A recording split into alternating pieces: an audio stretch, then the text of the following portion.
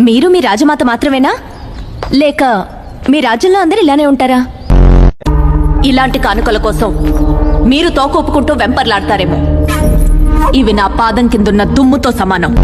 ఇదే పొగరు అణువంతైనా మీ యువరాజులో ఉండుంటే కనీసం మగాడని ముచ్చట పడేదాన్ని. అతకాని దద్దమ్మల్ని నేను కాదు కదా. మా రాజ్యంలో కుక్కలు కూడా పెళ్లి చేసుకో. క్షత్రియకాంతకి తనకి నచ్చిన వాడిని వరించే హక్కుందని కూడా తెలీదా మీకు? ఆ మాత్రం ఇంగితం లేదా? మీ కళ్ల ముందెంత చోద్యం జరుగుతుంటే శిలా విగ్రహంలా చూస్తూ కూర్చుంటారా రాజమాత?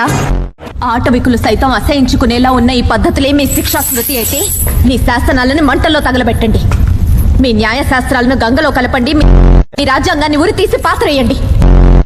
మతిలేని ఈ రాజ్యానికి మాహిష్మతి అనే గొప్ప పేరొకటి. పెద్ద పెద్ద విగ్రహాల వల్ల, ఎత్తైన సింహాసనాల వల్ల మహోన్నత స్థాయి రాదు రాజమాత. పెద్ద మనసుంటే వస్తుంది. అది ఇక్కడెవరికీ లేకపోవడం సిగ్గుచేటు.